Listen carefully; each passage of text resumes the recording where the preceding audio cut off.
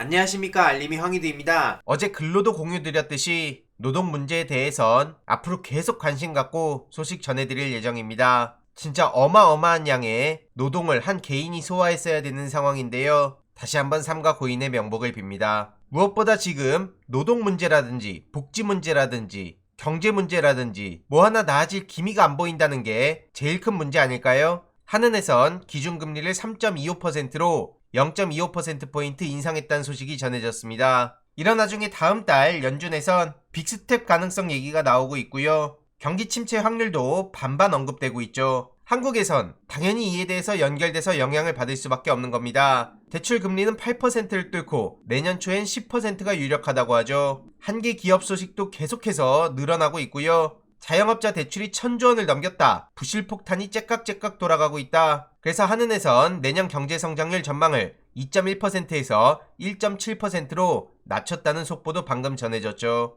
그만큼 경제 상황이 매우 심각하게 흘러가고 있다는 겁니다. 이런 와중에 윤석열 정부는 그저 초부자 감세를 하고 있죠. 최근 여론조사를 보더라도 국민의힘보단 민생사업 증액에 중점을 두고 있는 민주당에 더 많은 공감이 이어지고 있고요. 최근 민주당 한민수 대변인은 정부는 도대체 뭐하고 있냐? 국민 96%가 한국 경제가 위기 상황이라고 답하고 있는데 지금 윤석열 정부는 권력기관을 동원해서 언론 탄압, 야당 탄압 여기에만 힘쓰고 있는 게 사실 아닙니까? 최근 이재명 대표도 공공임대주택 예산 관련해서 윤석열 정부의 칼질을 지적하며 반드시 복구하겠다 라고 약속하기도 했죠. 한은의 금리 인상은 어쩔 수 없는 거라 하더라도 그런 서민과 취약계층 이들의 고통은 정부가 나서서 책임질 수 있는 거고 이런 와중에도 정부는 그저 부자들만 신경 쓰고 있으니 그걸 비판하는 거고요. 최근 김여정은 윤석열 대통령을 향해 천치바보라고 비판했죠. 진짜 동네 북이 다 됐다는 생각밖에 안 들고요. 심지어 최근에 한중회담 성과라며 말도 안 되는 거짓말 하다가 탄로가 난 바도 있습니다. K영화 금지가 이미 풀렸는데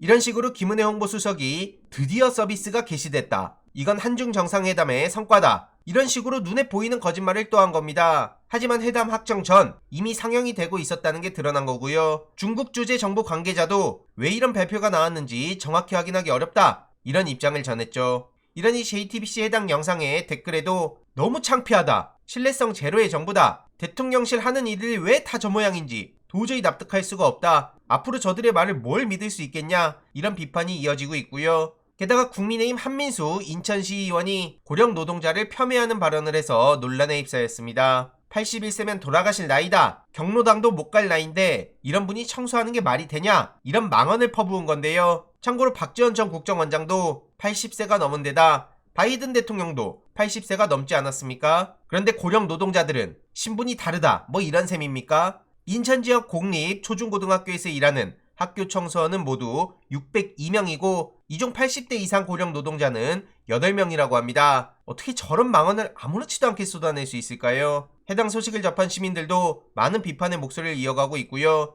인천시의회 운영위원장인 한민수 의원의 소식 주기적으로 계속 알릴 필요가 있어 보입니다. 그리고 최근 민주당에선 국정조사 계획서를 내놨었죠. 핵심은 윤석열 대통령과 이상민 행안부 장관을 정조준하고 있는 것으로 분석된다는 소식도 전해졌었는데요. 그리고 어제 속보로 여야가 국정조사 협상 타결했다는 소식이 전해졌죠. 그래서 45일간 국정조사를 진행한다는 건데요. 내년도 예산안 처리 직후에 기관 보고, 현장 검증, 청문회로 국정조사 일정에 들어간다고 합니다. 오늘부터 45일간 진행이 되는 건데요. 대통령실 국정상황실을 비롯해서 국가위기관리센터, 국무총리실, 행안부 등등 국조 대상 기관이 공개됐습니다. 여기에 대통령 경호처, 법무부가 빠졌다는 소식이 전해지며 많은 지적도 나오고 있는데요. 합의문 라항에 보면 특별히 필요하다고 인정해서 의결로 정하는 기관은 조사 대상에 추가할 수 있다고 전해져서 향후 진행 과정을 보며 계속 소식 전해드릴 예정입니다. 배우 고 이지한 씨의 어머니는 배상금 10조도 필요 없다. 대통령의 사과, 진상규명을 촉구하고 있는 상황입니다. 지금 정부를 보면 배상금으로 퉁치려고 하는 움직임이 보이지 않습니까? 그런 식으로 얼렁뚱땅 넘어갈 수 없습니다. 그리고 조선일보에선